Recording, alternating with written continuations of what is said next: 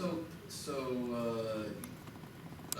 first observation is the conduct that affects competition can also affect non-economic values. So if you have foreign firms acquiring domestic firms, you could have a national security issue.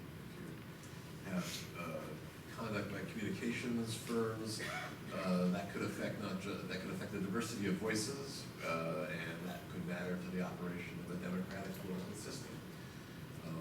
If firms grow or exclude rivals or merge, that can harm local communities or ways of life. When small businesses exit, for example, well, that's, I think, well known to everybody. Concentrated economic power could also be a source of political power. Firms with political power can find ways to insulate themselves from rivalry, get protection for their industry. The political system as a whole, in theory, could become less responsive to voters. That's the route to entrenching an oligarchy. So there are all kinds of ways in which conduct affecting competition could matter for non-economic reasons.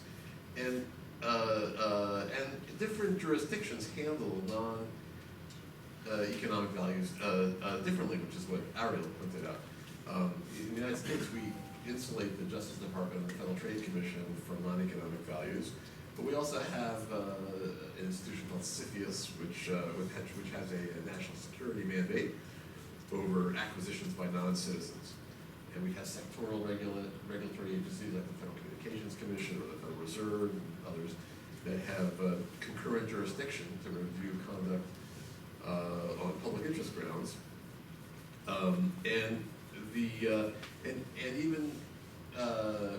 While the courts today, the enforcers today think about economic values only, there was a time when social and economic values were thought of as more important to antitrust. But even then, antitrust was actually insulated in the sense that the non-economic values were never examined directly. So litigation was never concerned with the political power of firms. We always were talking about, even in an earlier era, we were always talking about the economic issues. The social and political goals were used to reinforce rules that were tough on concentration. So those goals mattered, but only indirectly. On the other hand, there are plenty of other jurisdictions. Ariel mentioned some of them, and I think Harry's written about South Africa this way, that explicitly consider various non-competition public interest issues. So there's a range of possibilities for how you can structure institutions. But the main thing I want to emphasize is I think that there are reasons to insulate competition policy institutions from non-economic values. So if you're evaluating any specific conduct, the opponents of competition are often more concentrated political interests than the beneficiaries. And the harmed people might be the people that Ruck was emphasizing, incumbent firms, their workers, their communities, and they could all be injured by the disruption that comes up in competitive markets. So and that's sometimes we get in the United States antitrust exemptions from various groups that come about for these reasons. And at the same time, the social benefits of competition are often diffuse. So many of the beneficiaries won't get their benefits till the future. They'll be unable to tie them to any particular past conduct. And that's particularly because antitrust works importantly through deterrence of harmful conduct, rather than just remedying the problem in a specific industry. Although it's not always the case. I mean, there's sometimes when those who hope to benefit from doing the disruption will have greater political clout.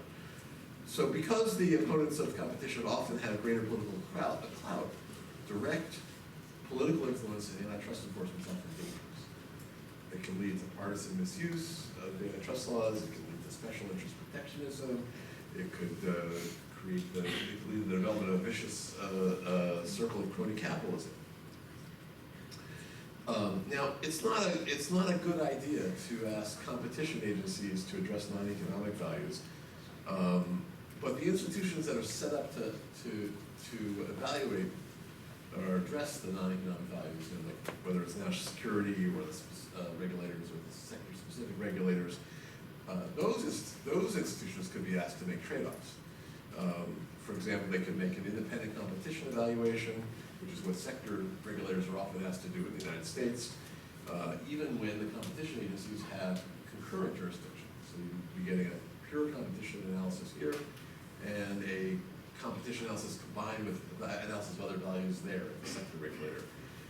Or else you could say, ask the institutions that address non-economic values to take into account the views of the competition agencies and make trade-offs, which is what I think some other jurisdictions do. So my bottom line here is that, of course, the political system has to take into account non-economic values, but don't do that in the competition policy institutions. Do it somewhere else. Okay, so